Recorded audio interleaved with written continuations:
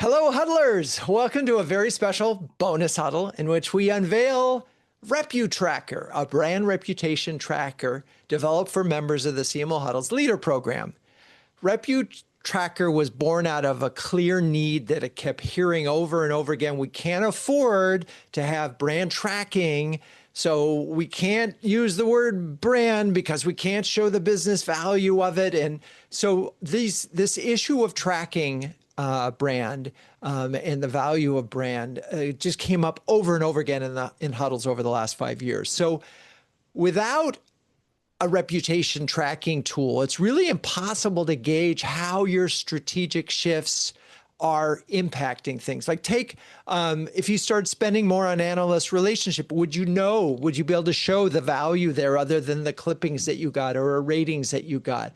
What happens if you cut your PR budget? And that should show up. And I know from others that it does. If you cut your budget and suddenly you have no PR, you're going to have less exposure online, and that is business impact. And just as importantly, let's say you have a layoff in employees. How does that impact brand perception?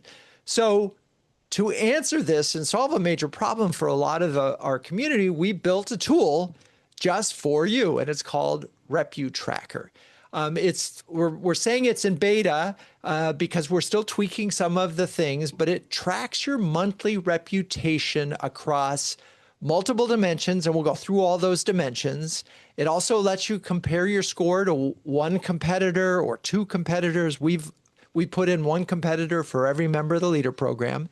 And then you also get to compare your score against like 200 plus other brands. I mean, it's kind of amazing. So over the next few minutes, our co-developer, Taran from Nandha from Growth Natives, our partner who's helped us with so many different things, is here to sort of help understand what's behind these numbers and also answer your questions. So we're going to first do a demo and then we're going to take your questions, both you, if you want to come on camera and ask, if you want us to look at your brand together right here, we can do that. So with that, first, Taran, great to see you. Good to see you as well, as always. So where are we catching you today? Oh, I am actually in India right now. So sitting at home in my home office doing There this. you go. Well, and I know it's early there. Yeah, it's I only mean, so 10:30 p.m. yeah, 10:30, right. It's early morning. Like, how about late night? Well, anyway, we really appreciate you being here with us at 10:30 at night and all the work that you and your team did to help bring RepuTracker to life. It literally started as a piece of paper, and now we have Yeah, this this is live thing. a back of the envelope discussion at last year's, was it Dreamforce or like one of the conferences? And, we kind of literally sketched out, how do we, in this day and age, because one thing is very clear with the advent of AI, with everything that's changing, brand is becoming exceedingly important. So for a while it used to be like content is king. I think brand is king, and brand is going to be king for a very long time. It always was. And then the other thing is reputation, because that's also which is very tightly linked to your brand. So, I'm glad that we built it, and I'm very excited to, showcase it to everybody. Well, it's funny because I literally this week in a conversation with a CMO, the CMO said, I can't use the word brand because our CFO just rolls their eyes. And so we purposely called this tool, we call it reputation, RepuTracker, and we use the word reputation on the website. But between us huddlers, it's brand.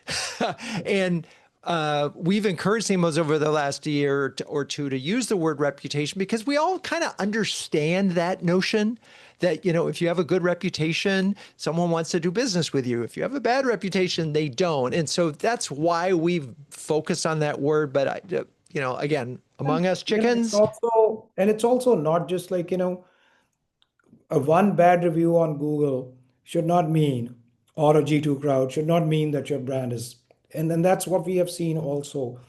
A lot of times, the executive team gets rattled by, hey, somebody gave us a really bad review on Google or like on G2 Crowd, but you have to look at it in totality. And I think, what we will showcase, hopefully the huddlers will appreciate the fact that, we've tried to uh, deep, look pretty deep into it and think deep into it before we built it.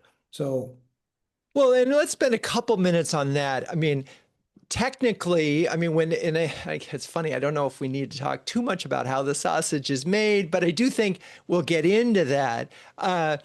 Were there some technical challenges to pull all this data together that we can share? Because again, this isn't something that took a day or two. This took several months of development work. Just in case any of you are thinking of trying to do this on your own, there's some challenges here, right? absolutely. So there's challenges at two level. One is really like, the conceptual challenges, like, what is reputation? What is brand? How do you measure it? And, and there are so many great online signals today. So it's not just like, Google, it's not just G2 Crowd, it's not just, there are like, dozens of, and as you know, we've kind of built the system to pull information from all of them. And then each system behaves differently. So the APIs for Google are different, the ones for Facebook are different, the ones for G2 are different. Some of them are more transparent in sharing information, and some of them are not. The other challenge was like, how do we bring parity across everyone? So, we had to obviously use publicly available sources, but things like, SimilarWeb, for example, it's if we use SimilarWeb to look at the traffic trends and the share of the traffic and everything else, it gives us directionally correct information. Right. So one was really like, what should be the sources, and really kind of conceptualizing how much weightage and everything we should be doing and what is the algorithm, how do we calculate it. And then obviously the technical challenges were how many of these systems are open to sharing information, and each one of them, we had to build the connectors to build pull data from the APIs, and then obviously the algorithm and the kind of magic behind it. So, And I will just sort of weigh in here conceptually. When we started to think about this at the CMO Huddles, we did sort of think about this multidimensional tool that looked at sort of various aspects of it. And this is the kind of thing that AI was quite helpful in both figuring out those dimensions and helping us sort of name them and resolve them, some of it. But what it didn't have is this where AI didn't help us is exactly which API we could use that would be able to deliver this idea and that we could plug into the system technically. So there's a lot of when you create a project like this, you have a vision and you have a lot of wishes. And what was great about working with you all is you took the vision and then you made it a reality. And so with that, I think it's worth just jumping in and showing the yeah, tool, right? let's get into the. Let's do that. I can So, see Katie is really wanting to see it. all right. So here we go. All right. So, um, this isn't the landing page. You've already signed in. Okay. So we'll just say you've signed in and, right. And, talk a little bit about what's going on here, Taran, in this sort of higher level up here. Yeah. So, on the left corner, you see the overall brand score. So that's like, the aggregated cumulative score that the algorithm is giving. In this case, it is Webflow. So Webflow is like, the company that we are logged in as. Obviously, each one of you will have your own login. And as you come in, this will like as soon as you log in, this will be the first page that you will see. The second box that you see just right off the overall brand score is the benchmark. What we are doing here is we've benchmarked against everybody else, the average score across all the CMO huddle members, basically companies. So in this case, 80 is the score for Webflow, which is an amazing good score. The average among all CMO huddle member companies is 52. So that tells you like where you stand in your kind of cohort or whatever you want to call that, but that's kind of the high level. And then we do have the ability, which we'll show just in a minute, how to benchmark against your, true relevant competitors as well.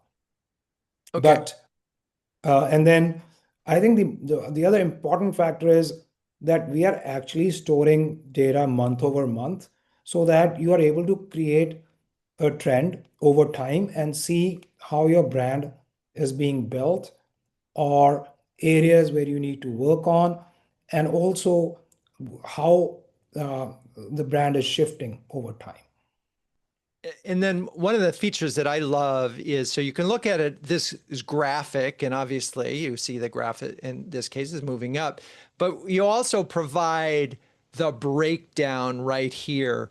And what's important in this, and again, as you're looking at this tool, I want to make sure that you're not over, oh my God, we went up 7 points or we went down 7 points.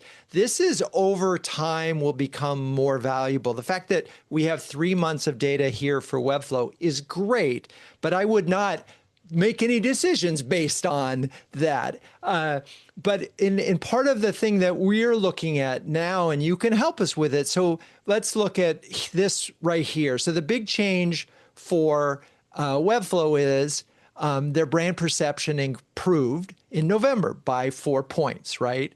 And that's a pretty big jump. And I happen to know that Webflow has gotten a lot of press over because of all the AEO work that they've been doing. And if we look at just that particular one with brand perception, for example, and just so you know, these are the individual scores for each of those, but you can look at the insights and where's this data coming from? Google reviews, Trustpilot, G2, Capterra, and Clutch. So like they're doing really well. And so they obviously had some more positive reviews that came in. So if you look at this data and you say, that doesn't match up with your reality, we want to hear about it. Absolutely. Because that's really important. And with some of the other CMOs that I've been talking to about it, as we bring up their scores, sometimes if they see a dip, for example, in brand awareness, and brand awareness is made up of news mentions and website traffic, that's SimilarWeb, and Google Trends, right? They would know if their website traffic is down because they have that data. And so we want to know, again, that there's a correlation there. But why don't you walk us through, so each of these things I started to do, should we go through like power of voice and what that means? Yeah, so power of voice basically, I mean, if is really kind of based on, so all of these are based on anywhere between 2 to 6 different inputs. And then obviously there is a formula behind each one of these. So be it the power of voice, the brand awareness, digital engagement, brand perception, employee sentiment, all of them. So brand, the awareness, the power of voice is based on Google Trends and the SimilarWeb.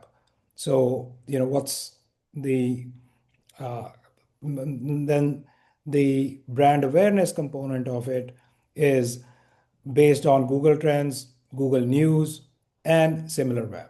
What we are seeing on SimilarWeb in terms of the traffic, the sources, how it is.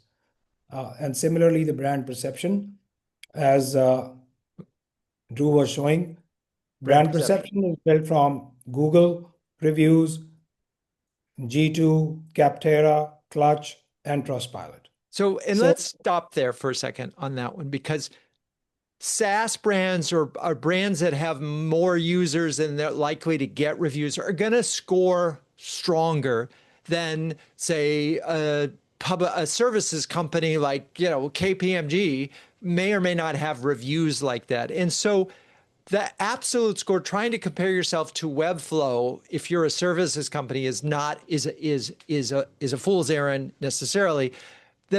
And so it's discounted a little bit. You just have to recognize that this tool is gonna treat your categories somewhat differently, and we may be able to down the road and in the roadmap make some adjustments for that based on your category. But right now, uh, brands like Webflow are going to have an advantage in the score. So what you really care about is your brand and your direct competitor's brand. Do not be obsessed with either the CMO averages or some of these other companies that score really, really well. It just happens that they are doing really well on the things that we're measuring that may not be measuring you in some circumstances. However, like power of voice, this is pretty true for everybody, right? Website traffic and Google Trends, that's pretty relevant.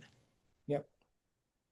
So that's power of voice, and I want to make sure we go through it. So brand awareness is, again, news mentions, website traffic, and Google Trends. So again, those are things that all brands should have some control over and impact on.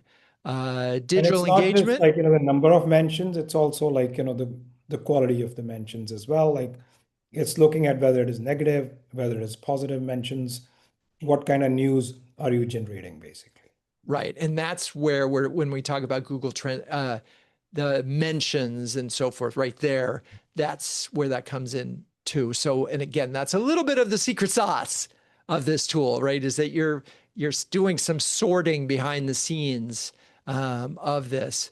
With digital engagement, some of you may say, well, Instagram isn't that important to us. And we've discounted the value of that for most B2B brands. But again, we have a weighted average here.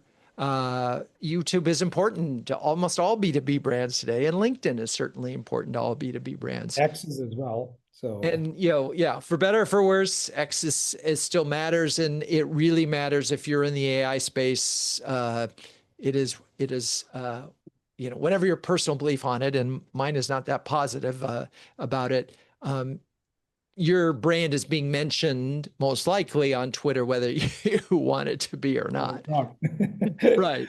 And then, so we talked about digital engagement. Let's just talk about brand perception. Okay, we already covered those things. Let's talk about employee sentiment in the source data of this. Glassdoor, Google reviews, Trustpilot, G2, again, Capterra and Clutch, right. But I think one of the things I would like to highlight here is, though you might think that these are similar to some of the other, we're using similar sources. In this case, obviously, Glassdoor is, but we are giving more weightage to Glassdoor in this than the others, because Glassdoor is the most relevant one here. And the second most relevant would probably be Google reviews, because a lot of times you do get reviews from your employees on Google as well. Right. So it's not linear in terms of how the weightages are given. So in this case, Glassdoor has the highest weightage because that's the most relevant. And just because this is a real-time tool, I want to let's see if this, let me try something here. That's an interesting test we did. Right. So Yeah. this is fascinating. This is Cisco, and just as one employee sentiment here, there was a big drop from September to October, and they had a bounce back. But this also was the month that they announced layoffs. Yeah. So that was a moment in time where we went, okay, this data is looking pretty good in terms of potentially reading what's going on out there from a validation standpoint. Now let's go to the comparison page, Oh, right? yes. Let's Okay, do that. what's So going on here? yeah, so the comparison tab is available, and you can benchmark yourself against three different competitors at a time. So obviously in this case, we've got Cisco, Wix, Adobe. I think we have to change Oh, to web. right. Sorry about that. Let's see if I can, I'll just put Webflow back in here. Yep. Yes, exactly. Yep. There you go. So we can ignore Cisco for a minute. Right. That's Ignore that. okay. Yes. Let's just ignore Cisco because that would not be relevant. Right. But then you have Webflow, Adobe, and Wix. And as marketers, we know kind of what these companies do. So the power of voice you can see they're pretty much similar to each other, very little difference. Brand awareness, obviously, like again, Adobe's been there for a very, very long time and still carries a lot of weight. Webflow is kind of the newer kid on the block, but does have a very decent brand awareness because uh, it has made a good name for itself. Digital engagement, again, we don't see a whole lot of difference because they all are probably pushing hard. They all are probably getting, the to the relevant folks, they're getting the likes and shares on all the digital platforms. But when you come to brand perception, then it becomes really interesting. Webflow has been making a lot of noise around AI. They've actually been doing a lot of good things, and they are perceived, not just perceived, they are actually kind of the new generation technology, and they get a lot of uh, Adobe, we all know, has lost its sheen over the few years. The last couple of years have been really rough for them. They've also uh, you know, been doing layoffs. There have been like, other challenges. So brand perception and employee sentiment, you can see like for the other two, Adobe Yeah. and Wix is not that strong, Uh-oh. Yeah. while Webflow is kind of on fire there. So, and that's why, Webflow is ranking at 80 and Adobe and Wix are stuck at 66. So when we first looked at it, we were like, does it make sense? But when we kind of thought through it and looked at some of the information, uh, it actually made a lot of sense. I think we have a question from JD. I JD. think he put it in there. So Okay. I can't. So let me stop sharing for a second so I can just. Oh no, I can do it. Sorry. Uh, JD. Uh, Interesting. Okay. I don't know how to answer that. We'll get back to you on that, JD. But I do know that we can just pull up your brand. Uh, yeah, uh, why don't we do that? right. Right. And yeah, now I got to do something here. I got to get back to this, and I want to change that company. So I have a slightly different dashboard than everybody else because they get access to I can be any brand at any moment. So here's Tygo, and I know we have a competitor for Tygo in the system, but I don't remember off the top of my head. What is it? Solar Edge. Thank you. Okay, so that's good. We got that. And then we'll go to comparison and we'll do, why is it doing that? All right. We'll stay here and then we'll do comparison. Wow. Okay. Tygo. I think it's Okay. stuck at Cisco for some reason. I think you should just, there you go. Now if you add the other competitor, then you Okay. should Now be. we should be able to. Good. Yeah. Yeah. Solar. Right. Oops. Mm. Solar Edge. Here we go. Okay. So and by the way, just so you know, we pulled one competitor out and most of the time we made the decision on the behalf of the members of the leader program. If we got it wrong, and there's a competitor that you wish we had tracked, and I think we've already shared with you who the competitor is. But if we look at this, we see that, Solar Edge has this is doing better in some areas. But you're kind of aligned, where they're doing better is brand awareness and power of voice. And my guess is, JD, that you would be able to explain those things and that those would be rational, right? That would have met your expectations. And that's really important to us because, if it's showing you something that doesn't make any sense, then, obviously the meters are wrong. But so far, when we've done this, these have been directionally accurate. But more important to me would be you could click on those areas where we are deficient Right. and I could generate actions to address the deficiency. Correct. And And there, that's why the power of this tool, because it ought to give clear recommendations for me, and it does right there. there it is. It Right. tells me these are three ideas, and I can look at them and say, these two make sense. This one's a little off, but this one, these two, and then I can go execute and then see if it works. Right. That's And the whole again, point. it's rare that you're going to be able to do something where, gee, that effort that you did shows up that month. But if it's a focused effort and you really get into it and you published a lot of thought leadership and you were getting it picked up, for example, you should see that in the next 1 month, 2 months, 3 months. And that's now, obviously, these things should also correlate to successful on client growth and everything like this. But what is good is you at least have a sense as a result of this data that your efforts are having an impact in the marketplace. It may not be that you see an increase in a score and suddenly your pipeline is fuller, right? And the other thing I would like to mention here, Drew, is that all the recommendations, they're AI powered. So we've built AI into the tool as well. So even when we are doing the analysis, there is AI involved. And then the recommendations that we are presenting, and they would evolve over time based on the machine learning and as more data comes in, there's actually going to be a self-learning system.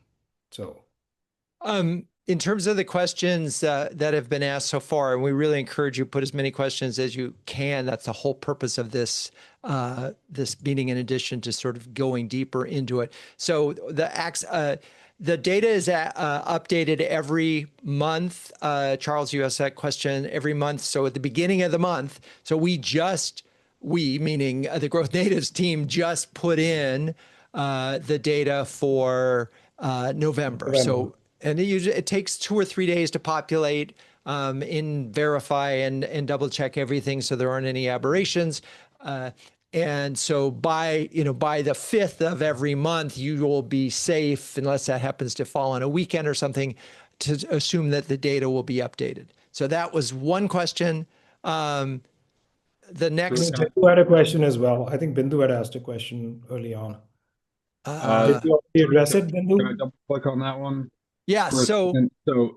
So that means that the report that I have that says November it was refreshed today, like first week of December, or will I get another report that will be labeled December that is refreshed, but really is looking backwards? so the November stuff that you got is populated in early December. The December data will be populated in early January. Okay. So Cool. it's basically rolling. It's a 1 month period of time, right? We're basically right. So every month is, it's refreshed in the first week of the following month, but it's a backward look, 30 days, blended. Makes Right. sense. So Yes. the other question that you asked, so, and I'm interested in this. So Taran, when you're looking and pulling data, for example, from YouTube, and you have a brand that you're pulling for, in the case of Charles's, it's insightful.io, which is it? Is it .ai? What do you got there? Currently it's on IO. Right. But So, and that's the one that, the YouTube issue, Taran, just so you know, in my case, is apparently, and I didn't even know this until a few weeks ago, that there have been 4 or 5 like different profiles created on some of these platforms. On YouTube, we have 3 different pages, not all of which are like officially under our control. One is on the old brand, 2 are on the new brand. It gets very fuzzy. So I was just curious if there's a way for us to audit in the sort of back end of the tool what profiles are actually factored in versus out, because that might be something, in my case, that's like screwing up the results. Absolutely. And we can do that. We can tell you, and if there are any exclusions, we can do that as well. But, we'd obviously need your involvement. This is just beta. At some point down the road, we might make it, where you're actually able to connect other systems as well. Like, as we evolve this, so, one of the other things Drew and I have been talking about is what if, because when we were, talking about this earlier, the technical challenges and how we pull data, one of the thoughts was we'd ask people to plug in their Google Analytics into it, which we can build it. But then the challenge is if your competitor is not on RepuTracker, then the benchmarking would be off. So, everything has a bit of a grain of salt, as you can say. Right. But for most purposes, if we have configured it right, and if it is pulling data from the right sources, even if they are publicly available sources, the directionally it should be correct. Right. So, And I think that's really important is, again, this is not the same as going into your bank account and looking how much money is in there. That is a fact-based thing. This is a directional-based thing. And so, like, I, for one, think having Google Analytics in there for your own data would be great, because then that aspect of it is going to be accurate or more accurate than SimilarWeb. And I would live with the understanding that the competitor data will not be based on that. And you just have to sort of decide how you're going to manage that. It will no longer be apples to apples. So that's a thing that will. Yeah, and we could even give you a toggle where when you're looking at your data, you're looking through Google Analytics lens, but when you're doing the competitor benchmarking, then everything is coming from SimilarWeb. And I love how Taran just says this, knowing, of course, his team behind him is going, "Thanks, Taran. Yeah. Good luck with that one. You're going to program that for us?" But anyway, yeah. Thanks, Sharahan, for joining us. I wanted to address Bindu's question from the beginning, and so I'm just going to share the screen again. So your question was about the brand awareness one, and so I just pulled up FleetCor, and so brand awareness is pulling from news mentions, website traffic, and Google Trends. And then, as Taran mentioned earlier, it's not just brand mentions and news mentions. We have some sentiment scoring as well, right, Taran? I missed the last sentence. What did you say? Okay. So it's not just in brand awareness where we have news mentions. You also noted that it's not just number of mentions, but it's a quality of mentions. It's a sentiment of the mentions as well, basically. So, and again, the secret sauce behind this thing is that we're weighting. It's not just 1/3, 1/3, 1/3. We have a formula for weighting these things. And again, that formula is consistent across not just your brand and your competitor's brand, but the whole universe of brands. And so on one hand, it's nice. We've got over 200 brands in here. So you could look at Canva and you say, oh, they're doing pretty well, above average. And again, you might be looking at a different category. And so it's nice to have all this data in here. Sendbird, new brand, we just added them, but they're off to a fine start. So if you change companies and you're a member of the leader program, we will add you, but it's not retroactive. Just so you know, it's just the way it is. And again, our intent is that this will be free to members of the leader program and continue to be free. And then we're working with the folks at Growth Natives to turn this into a paid product that folks can outside of CMO Huddles, we will probably try and monetize it as well. So let's see. So who else here? Who else? I'm just looking at the folks. Leslie, let's look at WEI for a second. You're not sharing your screen anymore. No, I know. I just wanted to make sure that, Okay. why isn't, oh, it's Wagoneer. There it is. It's not WEI, it's Wagoneer. Okay. All right. So I will now share the screen. And where is that? Share. So boom. So we look at Wagoneer for a second. Let me get this out of the way. It looks like the score went down. And so the And big go decline is in down. brand awareness.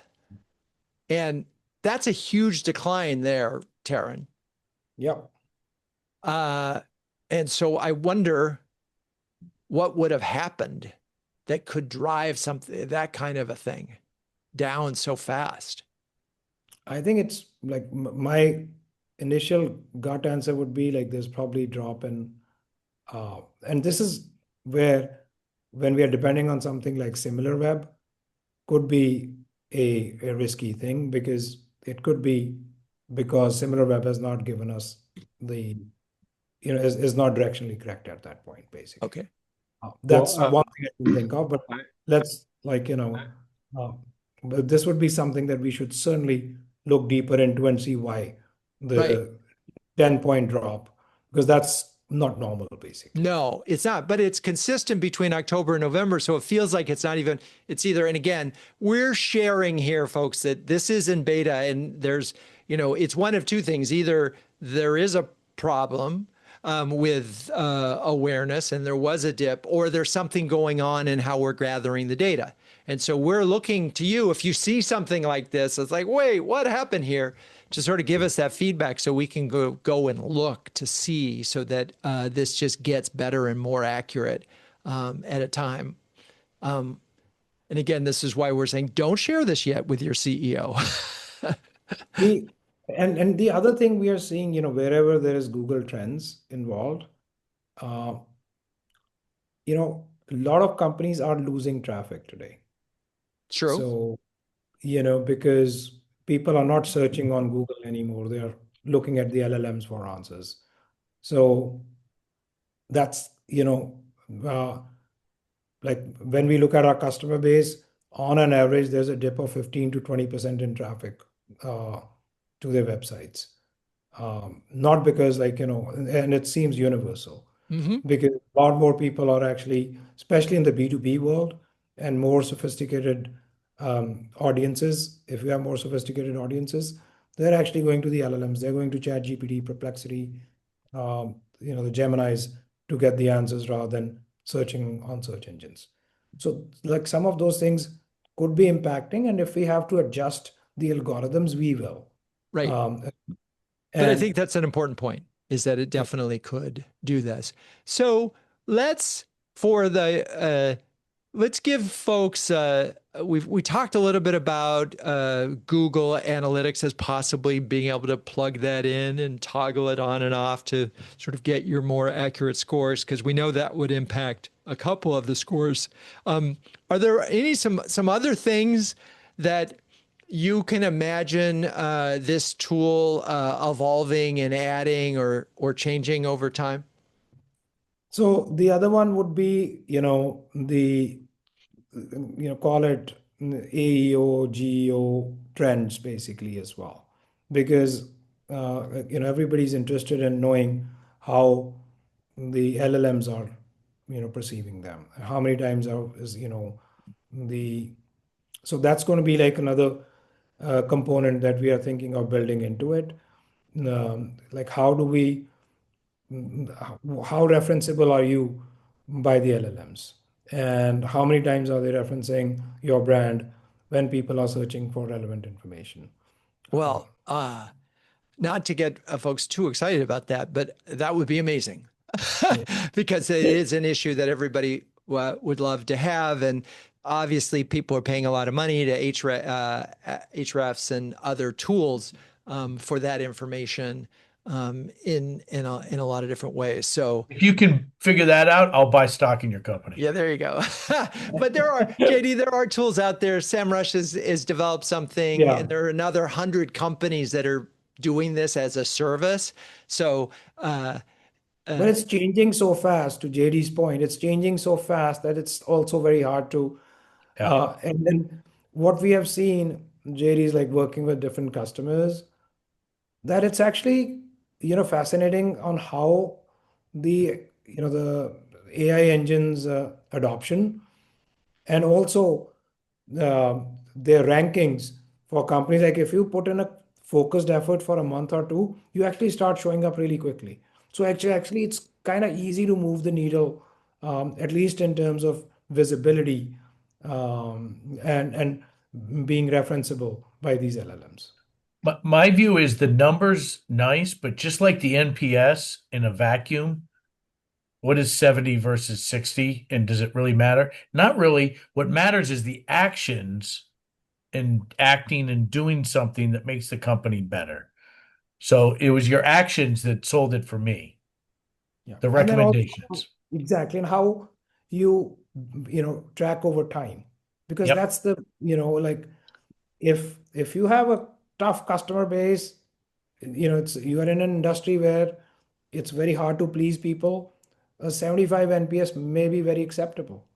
Versus if you are in some place where like 95 is the benchmark that you want to achieve. or So And I being able to saw see mine when you showed me yours, Drew. When I saw mine, it dawned on me I hadn't done thought leadership in a while. And I was like, that's right. I've right, fallen off the wagon, hadn't done thought leadership in a while. I need to get on that. And that's interesting, what this is for. It's good. amazing. And so I'm going to sort of wrap things up a little bit here. But again, if anybody remaining has questions for us, please, throw them in chat. So I want to sort of, first of all, just rain praise on Growth Natives for taking a concept and turning it into reality, which is amazing. And I'm so excited. And seeing 3 months worth of data in this is validating the value of this to our community. I also want to say, one of the things that we try to do at CMO Huddles is sort of lead by example. And this, to me, falls into a bucket that we used to call marketing as service, or what are the things, the value add things that you can deliver to your customers that will help them some way or another. And the real inspiration from this came from a PE firm that delivered something like this to its PE companies. And I thought, well, we CMO Huddles need to be thinking about what can we deliver to our constituents. And so if, as you look at a tool like this and you say, gee, what could I do for our customers that would be equal, that would have this kind of profound value and solve a major problem? And the chances are you're going to want to build it, and you're going to need a company like Growth Natives to do it, because these things are not necessarily easy to build. They're easy to conceive. From conception to reality is there's some time involved, but the value of something like this accrues over time. I mean, imagine now, JD, you do this you get back to thought leadership 6 months from now. We now have 9 months of data, and you could say, oh my God, look, that's where we did a heavy thought leadership thing, or not, right? But you'll know, did it have an impact or not? And you'll have some correlation and perhaps causation, right?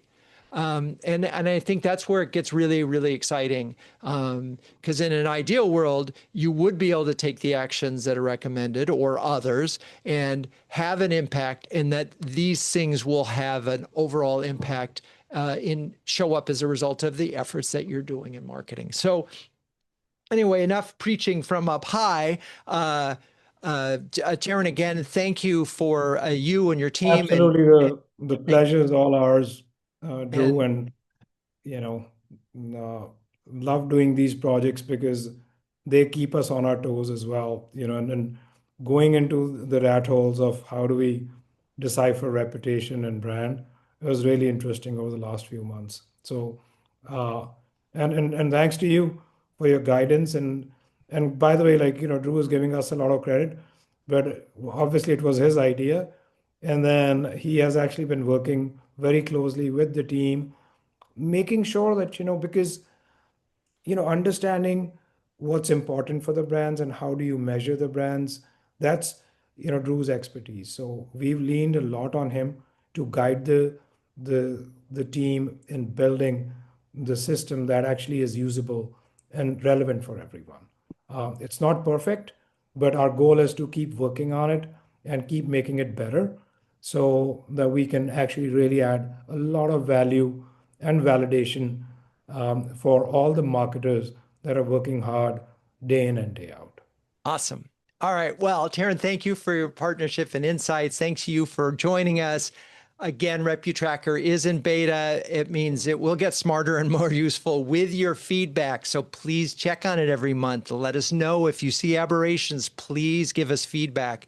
That's one thing we probably should do in the tool is add a feedback bar so that they can in real time point out aberrations.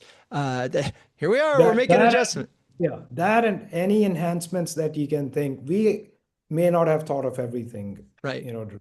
So if there are things that you think are relevant to each of these areas, and also like if they need to be put on a roadmap, we can think about it.